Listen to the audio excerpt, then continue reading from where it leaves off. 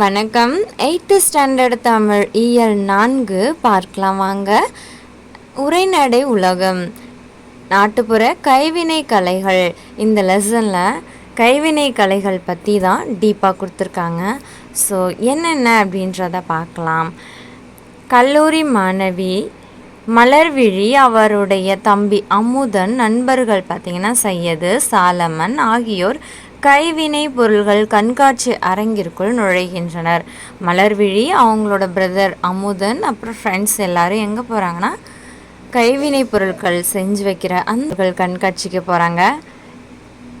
பார்க்கலாம். அமுதன்: அடே அப்பா, எத்தனை அரங்குகள், எவ்வளவு அழகான பொருள்கள். சையது சொல்கிறாங்க: எல்லாவற்றையும் ஓடி ஓடி பார்க்க வேண்டும் என்று தோன்றுகிறது. மலர்விழி: அவசரம் வேண்டாம், ஒவ்வொன்றாக பார்க்கலாம். இதோ இந்த மண்பாண்ட அரங்கை முதலில் பார்ப்போம். இப்போ அமுதன், சையது எல்லாரும் ஆர்வமாக கைவினை பொருட்கள்லாம் பார்த்துட்டே இருக்காங்க. ஸோ மலர்விழி என்ன சொல்கிறாங்க, அவசரமாக பார்க்க வேணாம், ஒவ்வொன்றா பாருங்கள் அப்படின்னு சொல்கிறாங்க. ஒரு மண்பாண்ட அரங்கை ஃபஸ்ட்டு பார்க்கலாம் அப்படின்னு சொல்லி கூப்பிடுறாங்க.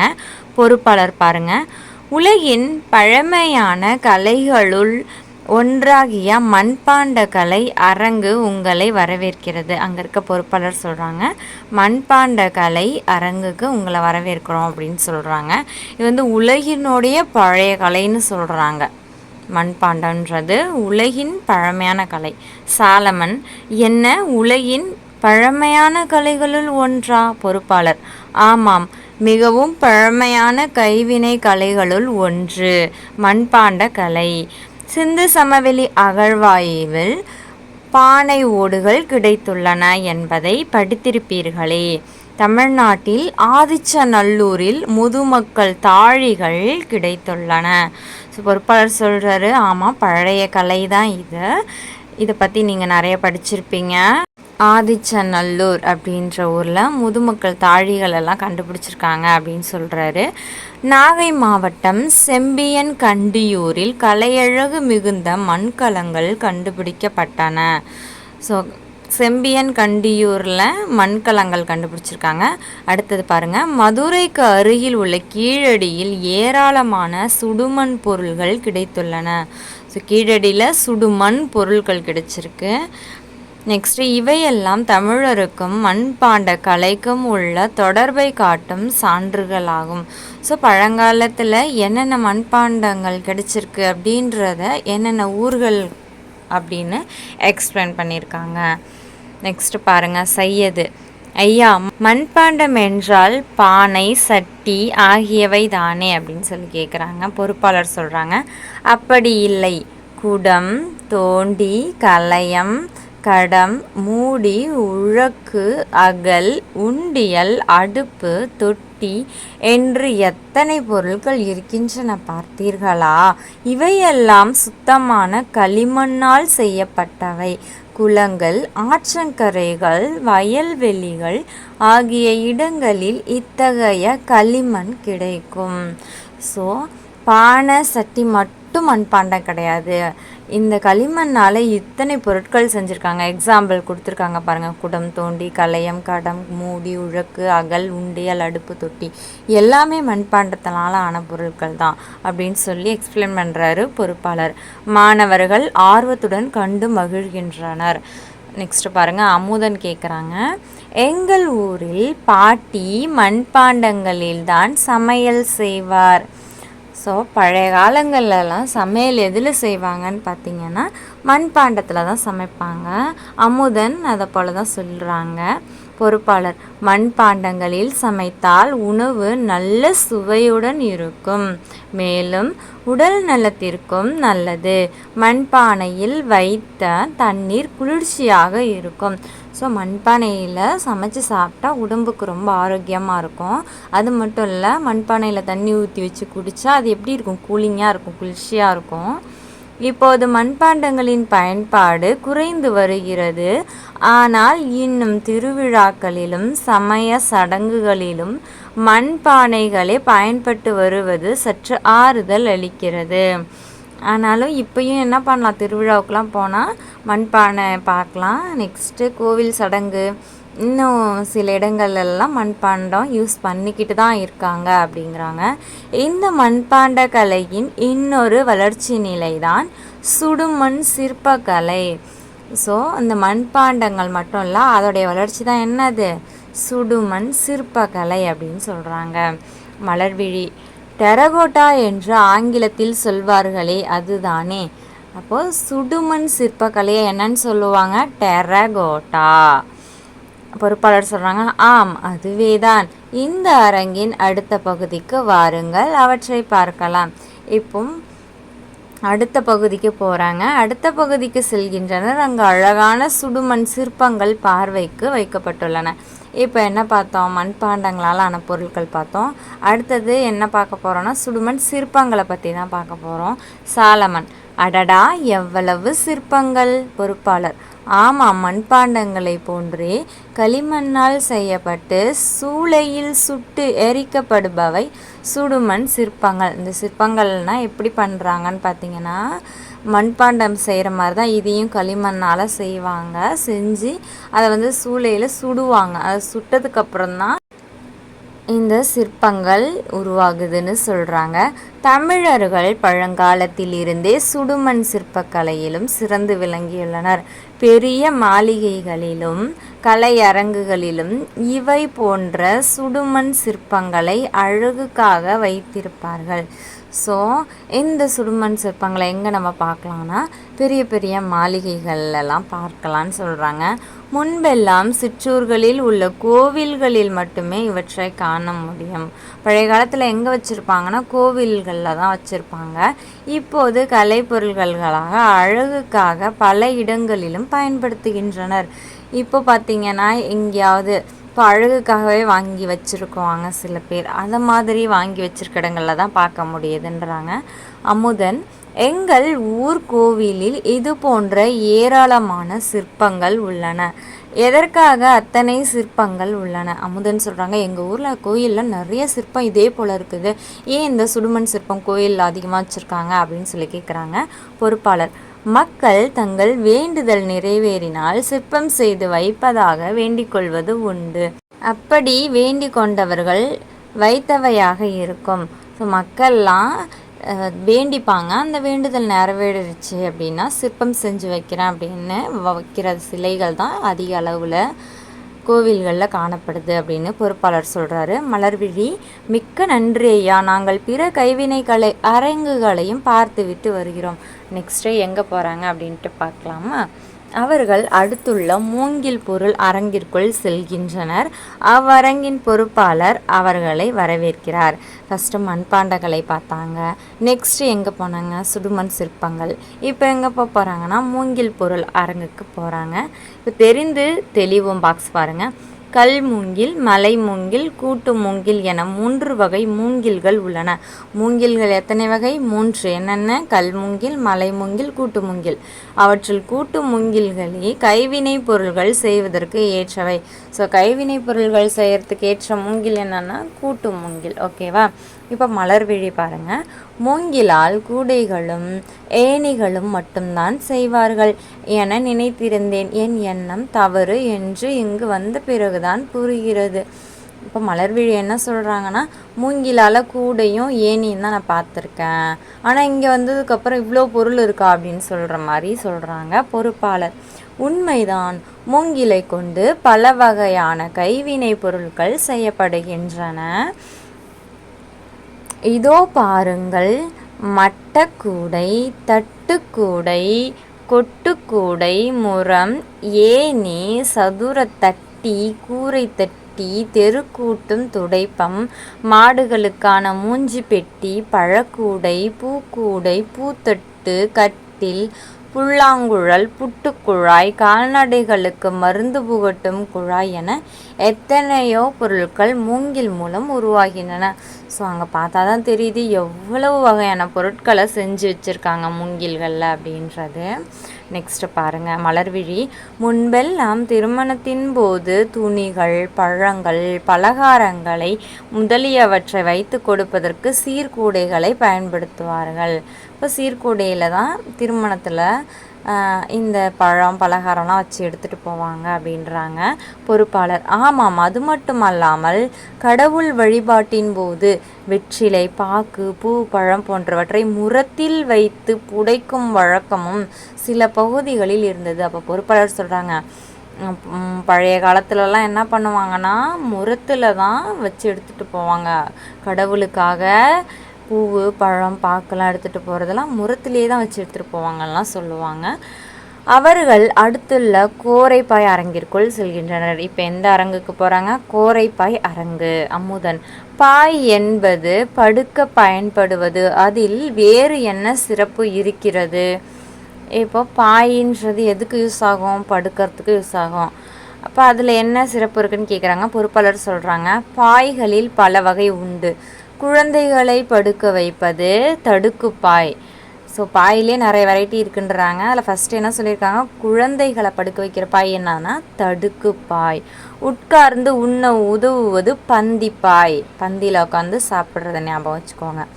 உட்காரவும் படுக்கவும் உதவுவது திண்ணைப்பாய். நெக்ஸ்ட் பாருங்கள், திருமணத்துக்கு பயன்படுத்துவது பட்டுப்பாய். திருமணத்துக்கு பட்டுப்பாயா.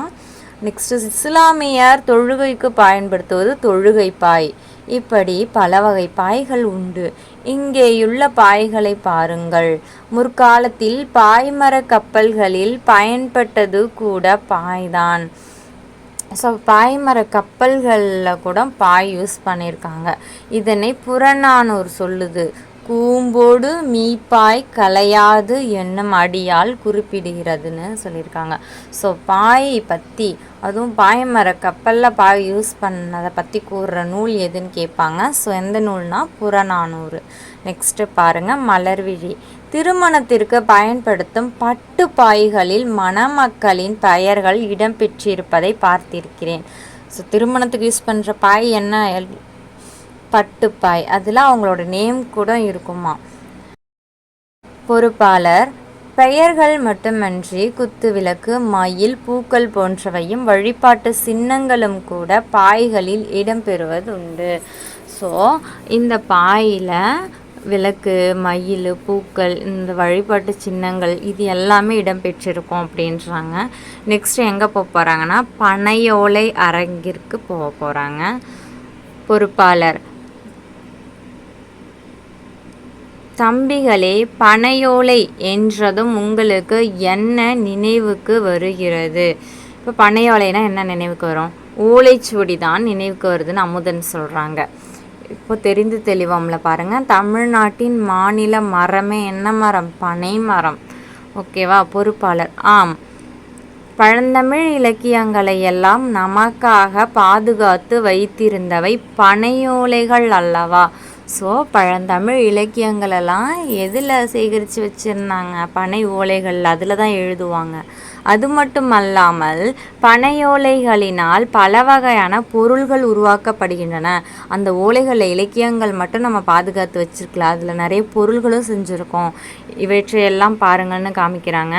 குழந்தைகளுக்கான கிளுகிளிப்பை, பொம்மைகள், பொருள்களை வைத்து கொள்ள உதவும் சிறிய கொட்டான், பெரிய கூடை, சுளுகு, விசிறி, தொப்பி, ஓலைப்பாய் எல்லாம் இருக்கின்றன. பனைமட்டையின் நாரிலிருந்து கயிறு, கட்டில், கூடை போன்றவை செய்யப்படுகின்றன. ஸோ இந்த பனை மரத்தில் இவ்வளவு பொருட்களை செய்கிறாங்க. மலர்விழி பாருங்கள், பனைமரம் தோற்றத்தில் மட்டுமல்லாமல் பயன் தருவதிலும் கூட மிகவும் உயர்வான மரம்தான் போலிருக்கிறது. அது பார்க்குறதுக்கு மட்டும் ஹைட்டாக கிடையாது, இதோடைய பயன்களும் அதிகமாக இருக்குது அப்படின்னு சொல்லி மலர்விழி சொல்கிறாங்க. அடுத்து பிரம்பு பொருள் அரங்கிற்குள் செல்கின்றனர். பொறுப்பாளர், பிரம்பினால் செய்யப்பட்ட பல வகையான பொருட்கள் இங்கே உள்ளன. இப்போ பிரம்பு அரங்கில் தான் பார்க்குறாங்க. பொறுப்பாளர் என்ன சொல்கிறாங்க பாருங்கள். வந்து பாருங்கள், இங்கு குழந்தைகளுக்கான தொட்டில், பெரியவர்களுக்கான ஊஞ்சல், நாற்காலி, மேசை, பூக்கூடை, பழக்கூடை, வெற்றிலை பெட்டி என பல வகையான பொருட்கள் பிரம்பிலேயே உள்ளன. மலர்விழி பிரம்பு மிகவும் குளிர்ச்சியானது, எனவே அதில் அமர்வதும் படுப்பதும் உடல் நலத்துக்கு நல்லது. ஸோ பிரம்புன்றது குளிர்ச்சியானது, இதில் உட்கார்றது படுக்கிறதெல்லாம் உடம்புக்கு மிகவும் நல்லதுன்றாங்க. மேலும் பிரம்பு பொருள்கள் வீட்டுக்கு அழகையும் கொடுக்கும் என்பதை நானும் கேள்விப்பட்டிருக்கிறேன். பிரம்பு பொருள்லாம் வீட்டுக்கும் அழகாக இருக்கும். இந்த கண்காட்சிக்கு வந்ததன் மூலம் நாட்டுப்புற கைவினை கலைகளை பற்றி பல புதிய செய்திகளை அறிந்து கொண்டோம். மிக்க நன்றி ஐயா.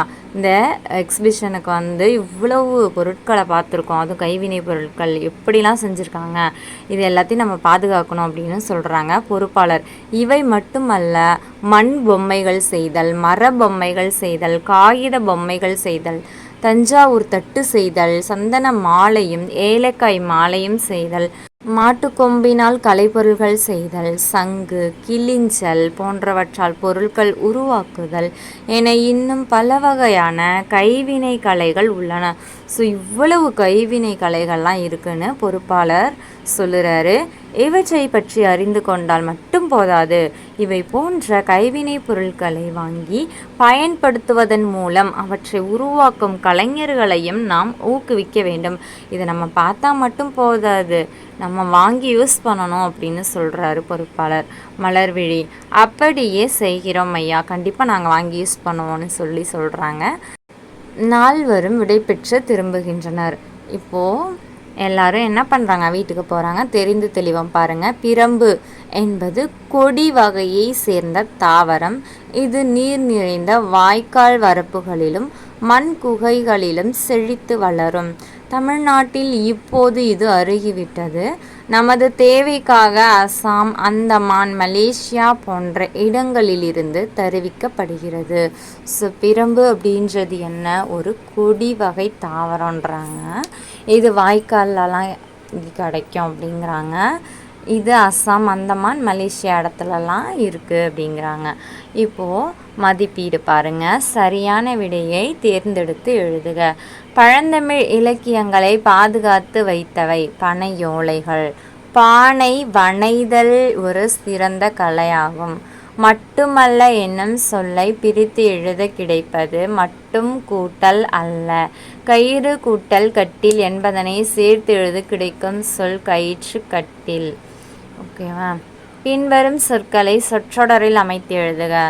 இப்போது இந்த 4 வேர்டுக்கும் நான் கீழே ஆன்சர் கொடுத்துருக்கேன். ஸோ வேணுன்றவங்க எழுதிக்கோங்க. ஃபஸ்ட்டு முழுவதும், பாடநூல் முழுவதும் வாசித்தால்தான் தெளிவு கிடைக்கும். நெக்ஸ்ட்டு மட்டுமல்லாமல், ஏட்டுக்கல்வி மட்டுமல்லாமல் தொழிற்கல்வியும் கற்க வேண்டும். அழகுக்காக, பல அரங்குகளில் சுடுமண் சிற்பங்கள் அழகுக்காக வைத்திருப்பார்கள்.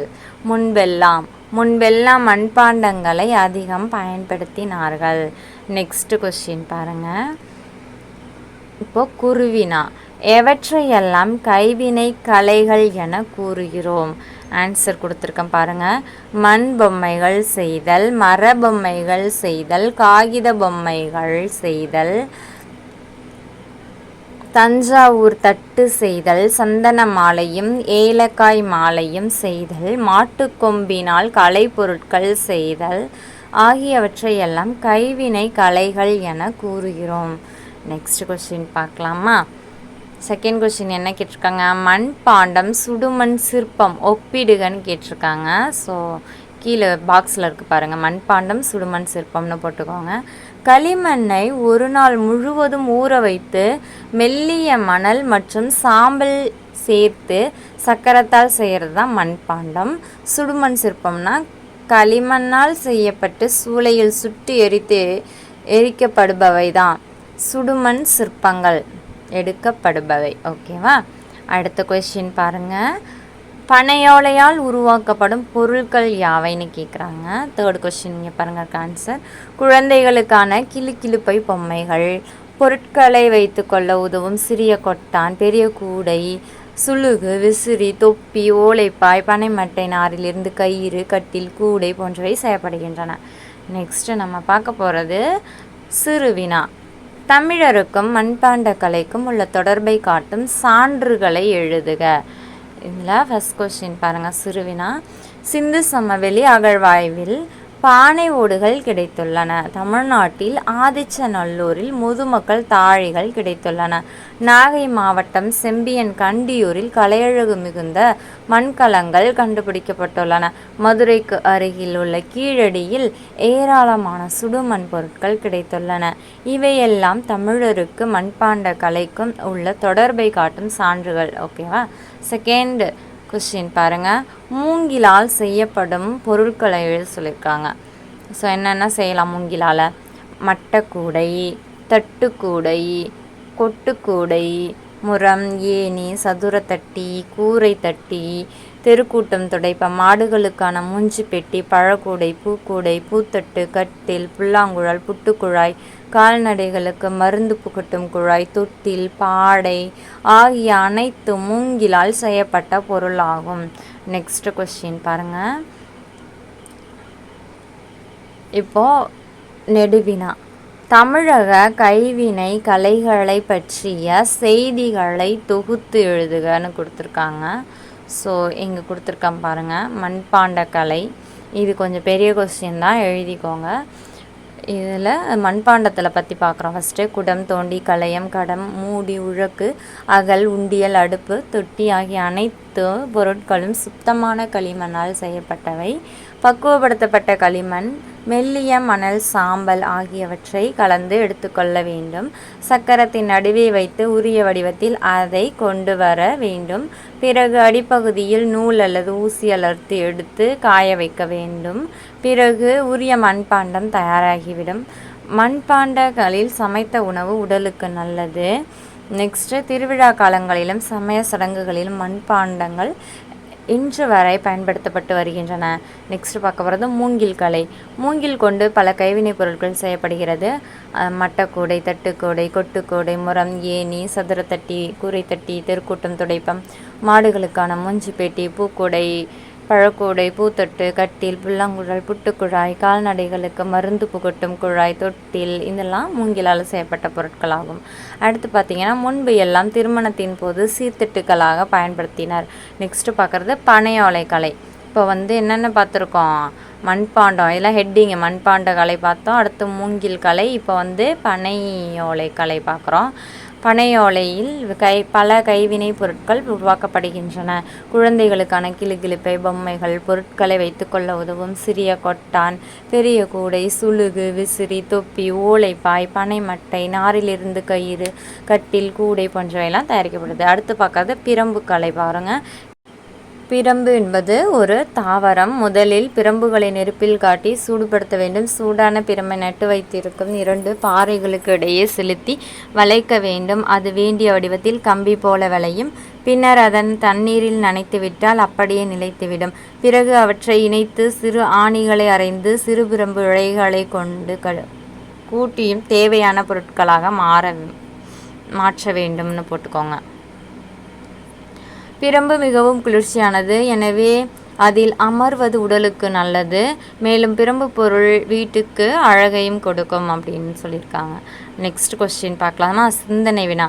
கைவினை கலைகளுக்கும் சுற்றுச்சூழல் பாதுகாப்புக்கும் இடையே உள்ள தொடர்பு கேட்டிருக்காங்க. கைவினை பொருளுக்கும் சுற்றுச்சூழலுக்கும் என்ன தொடர்பு அப்படின்னு பாருங்கள். கைவினைப் பொருட்கள் அனைத்தும் இயற்கையான பொருளால் தயாரிக்கப்படுபவை. செயற்கையான பொருளோ தீங்கு விளைவிக்கும் ரசாயனமோ இதில் பயன்படுத்துவது கிடையாதாம். இயற்கையாக கிடைக்கும் களிமண், பனை ஓலை, மூங்கில், பிரம்பு ஆகியவற்றை முதன்மை பொருளாக கொண்டு கைவினைப் பொருட்கள் செய்யப்படுது. ஓகே, அதனால் சுற்றுச்சூழல் எப்படி இருக்கும்? பாதுகாப்பாக இருக்கும். கைவினை கலைகளுக்கு பயன்படுத்தப்படக்கூடிய பொருட்களின் மீதத்தை பூமியில் புதைத்தாலும் அவை மக்கிவிடும். இதனால் சுற்றுப்புறத்திற்கு எந்த தீங்கும் ஏற்படாது அப்படின்னு சொல்லியிருக்காங்க.